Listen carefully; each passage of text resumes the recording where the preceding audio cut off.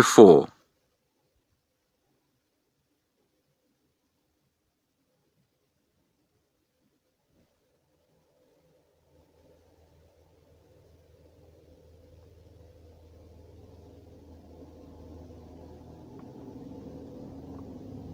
Listen carefully and answer questions 1 to 4. Hello everyone. Thank you for inviting me to give a talk in this series of employment lectures. I'm here this evening to tell you about my job.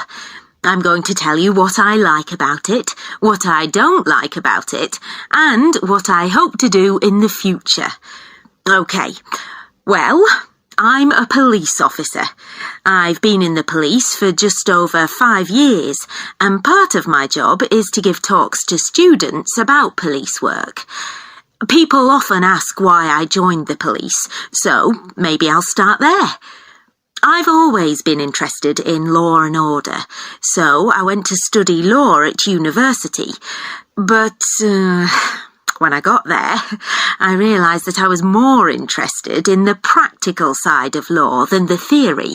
So I applied to work with the police force in my spare time. Then, as soon as I graduated, I was accepted for training. Before you hear the rest of the conversation, you have some time to look at questions 5 to 10.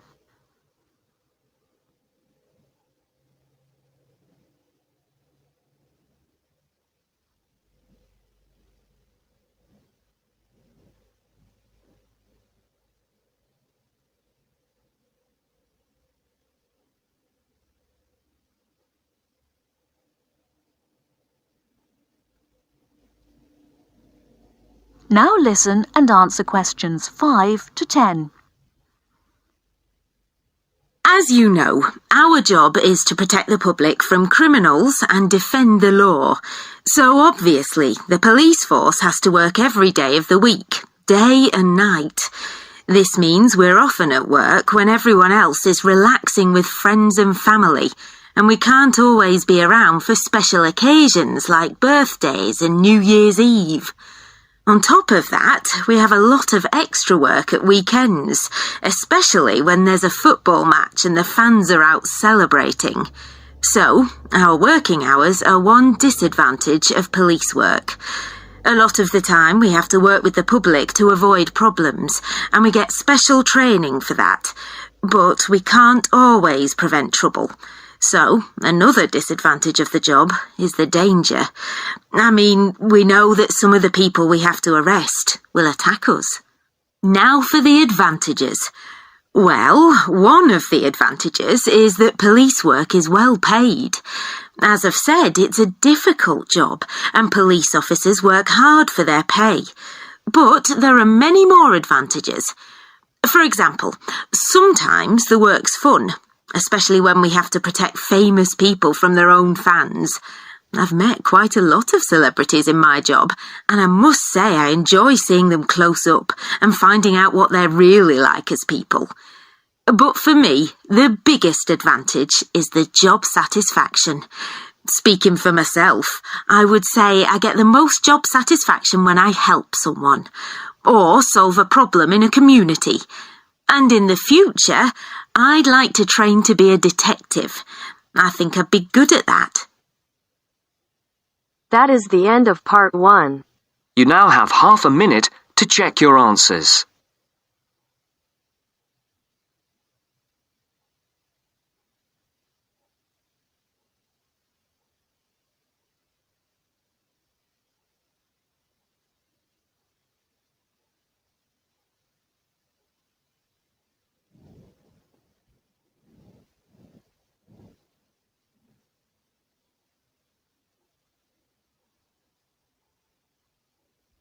Now turns to part 2. Part 2. You will hear an extract from a talk about facilities for students with disabilities. First, you have some time to look at questions 11 to 13.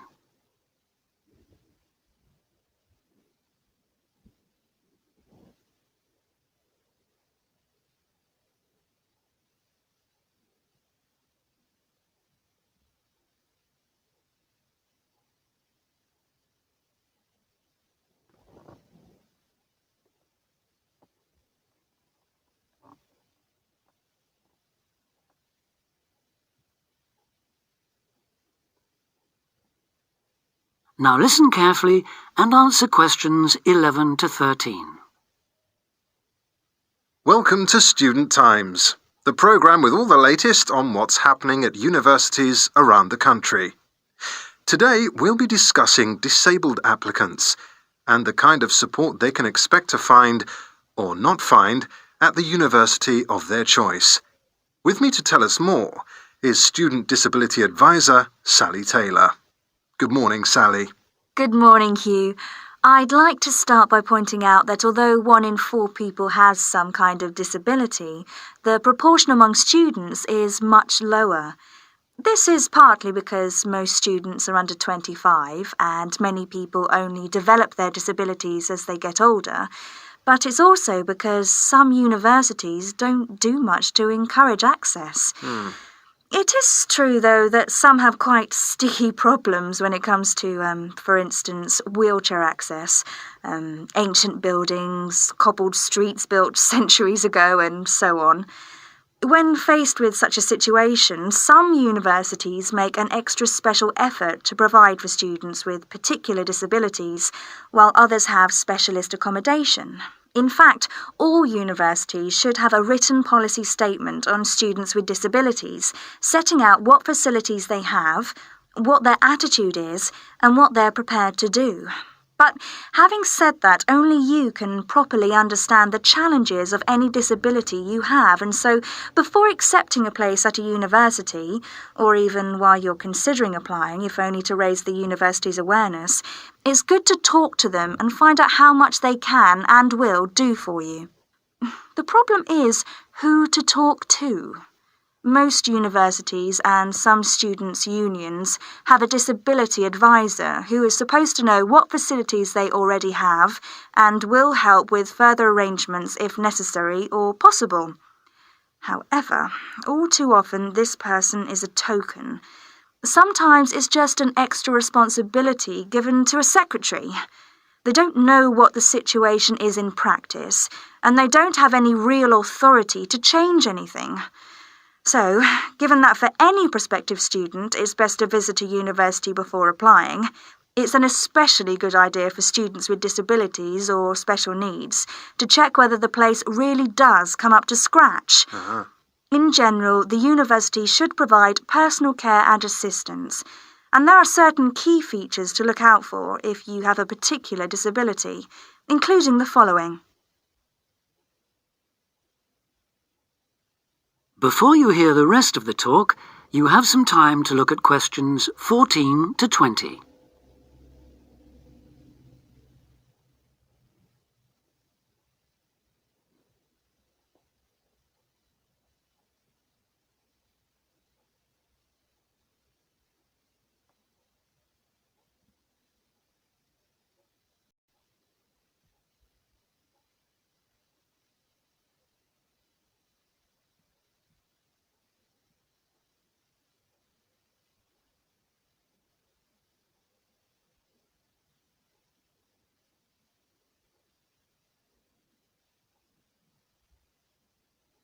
Now listen and answer questions 14 to 20.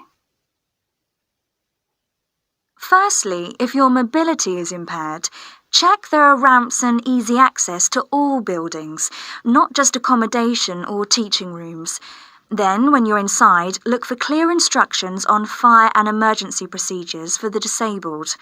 Also, make sure there are lifts that work, not the usual ones that seem to be out of order half the time. And check for suitable lavatory facilities. There is a different set of things to look for if you suffer from any kind of hearing impairment. There should be induction loops in lecture theatres, flashing sirens in all rooms, and in accommodation, visual doorbells that light up when somebody calls round to see you. If it is your sight that is impaired, there obviously need to be braille translators of books and documents. In all buildings, the stairs, floors, doorways and windows must have clear markings, and there also have to be special fire and emergency procedures for you. If you suffer from dyslexia, you will need a computer for general use and in exams. And as exams may take you longer to complete, you should be allowed extra time in which to do so. This applies to work in general too. There are, of course, many other possible health difficulties that you may suffer from, such as diabetes, epilepsy, or heart conditions. If this is the case, check the availability of access to appropriate treatment, including medication and/or therapy. Finally, make sure that in the event of an emergency, it is clear what you and other people who may be involved have to do. That is the end of part 2. You now have half a minute to check your answers.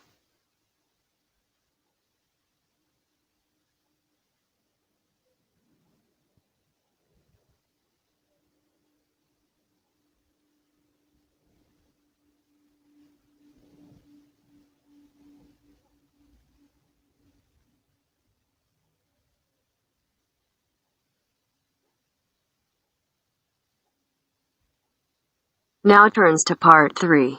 Part 3. You will hear a conversation between a tutor and two students, Amanda and Jake. First, you have some time to look at questions 21 to 25.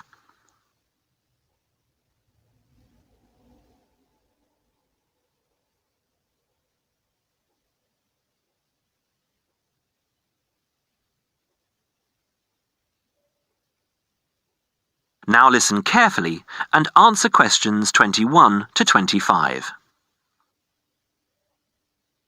So, Jake and Amanda, how did the project go? Very well, I think, Dr. Hinton. I certainly learned a lot and enjoyed myself at the same time. Me too. So, remind me, what was your project about?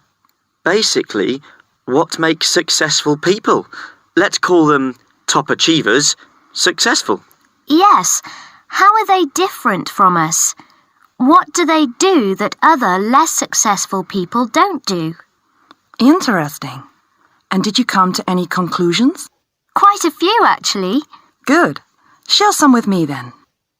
Well, I'd always thought that a top achiever would be the sort of person who would bring work home every night and slave over it. But it appears not. Those types tend to peak early and then go into decline. They become addicted to work itself, with much less concern for results. We found that high achievers were certainly ready to work hard, but within strict limits. They knew how to relax, could leave their work at the office, prized close friends and family life, and spent a healthy amount of time with their children and friends. There's a lesson for us all there. Anyway, go on. It's also very important to choose a career which you enjoy, not just one that pays well or which assures you of a pension many years down the line. Surely that's important though, Amanda. Yes, I agree, but being happy in your work is far more important than anything else. Top achievers spend over 2/3 of their working hours on doing work they truly prefer and only 1/3 on disliked chores. They want internal satisfaction, not just external rewards such as pay rises and promotions. Before you hear the rest of the conversation, you have some time to look at questions 26 to 30.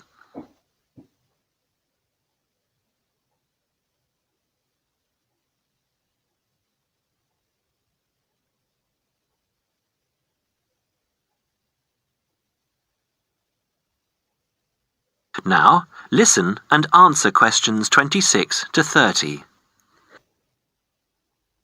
Actually, in the end, they often have both, because they enjoy what they are doing, so their work is better and their rewards higher. Yes, Jake, that certainly makes sense. Now, can I ask you something? Do high achievers, as you call them, take many risks? Yes and no. I interviewed one business executive who told me he was able to take risks because he carefully considered how he could salvage the situation if it all went wrong. He imagined the worst that could happen, and if he could live with that, he went ahead. If not, he didn't take the chance. Other people prefer to stay in what I heard described as the comfort zone setting for security, even if it means settling for mediocrity and boredom too. Would you call top achievers perfectionists? Contrary to what I expected, no, I wouldn't. We came to the conclusion that a lot of ambitious and hard-working people are so obsessed with perfection that they actually turn out very little work. I happen to know a university teacher, a friend of my mother's, who has spent over 10 years preparing a study about a playwright. She is so worried that she has missed something, she still hasn't sent the manuscript to a publisher. Meanwhile, the playwright, who was at the height of his fame when the project began, has faded from public view.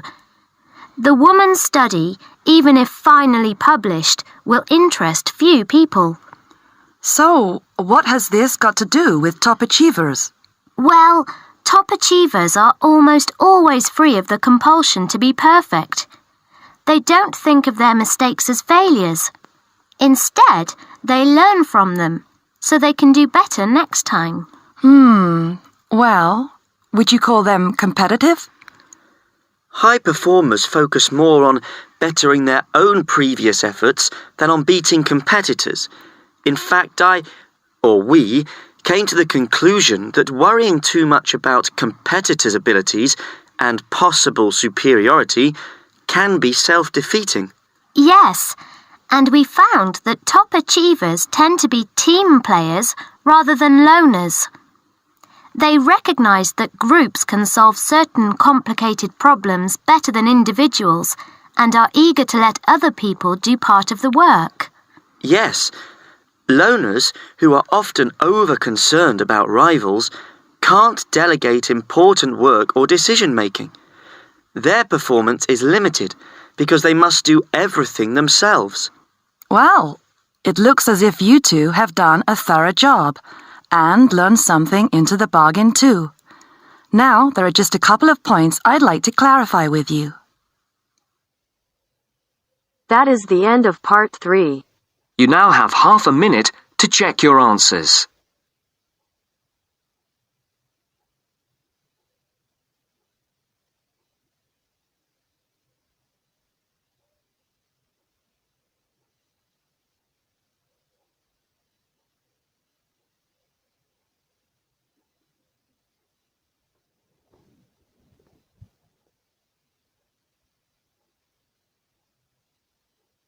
Now turns to part 4. Part 4. You will hear part of a lecture about fireworks. First, you have some time to read questions 31 to 40.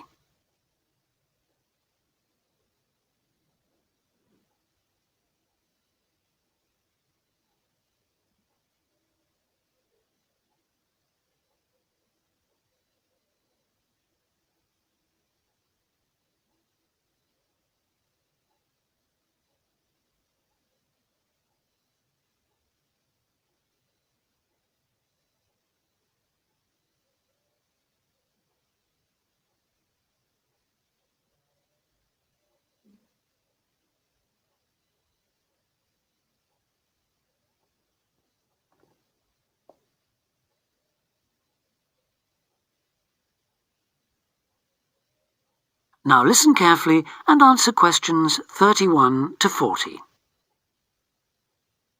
Good afternoon, everyone, and welcome to this short talk on the subject of fireworks.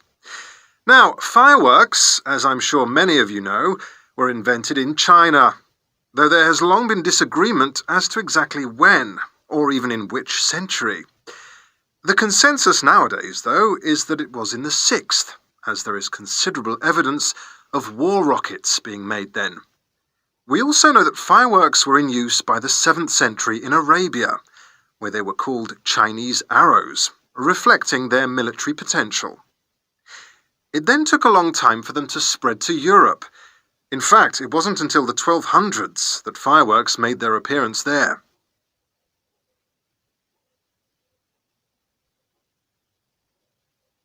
The basic ingredients of fireworks have changed little to this day.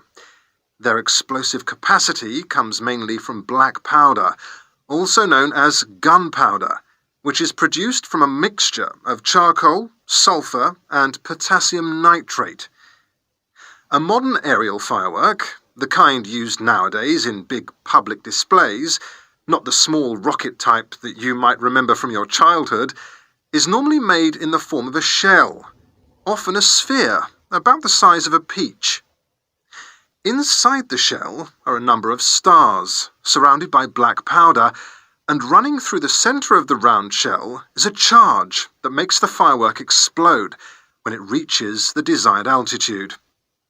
This is known as the bursting charge.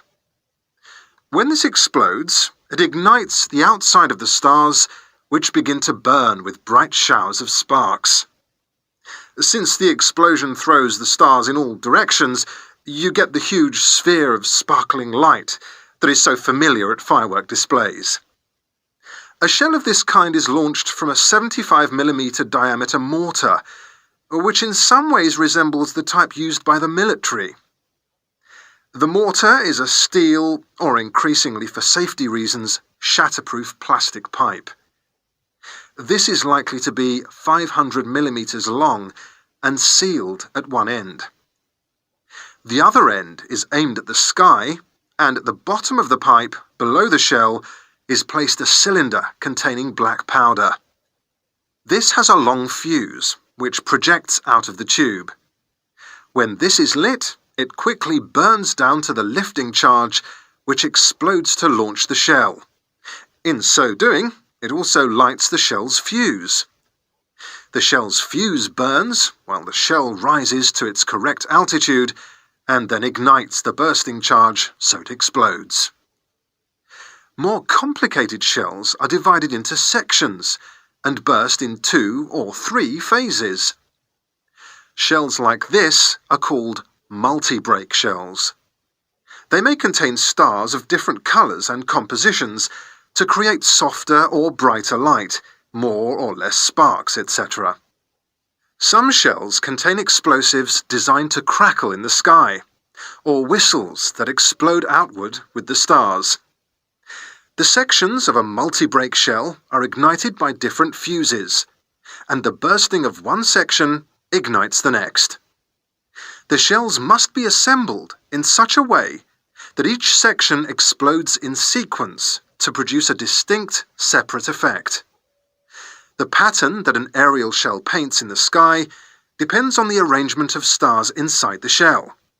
For example, if the stars are equally spaced in a circle, with black powder inside the circle, you will see an aerial display of smaller star explosions equally spaced in a circle.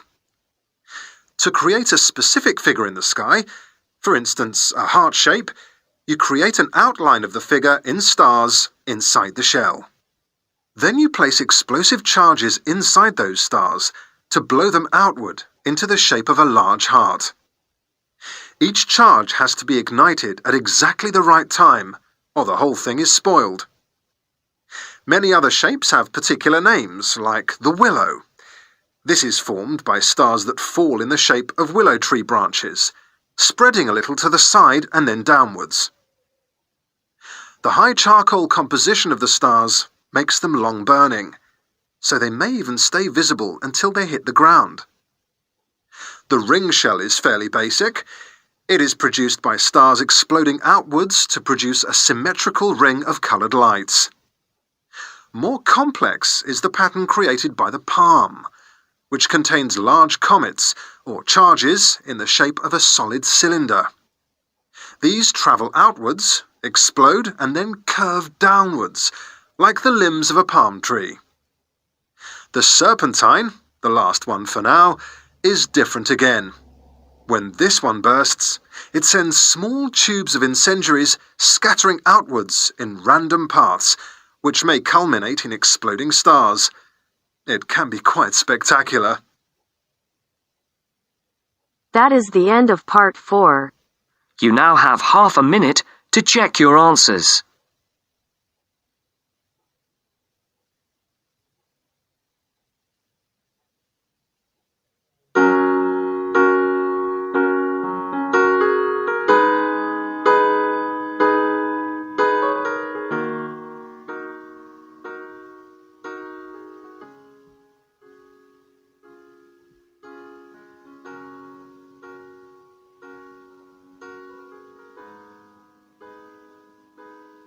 That is the end of the test. You now have 10 minutes to transfer your answers to your Ielts listening answer sheet.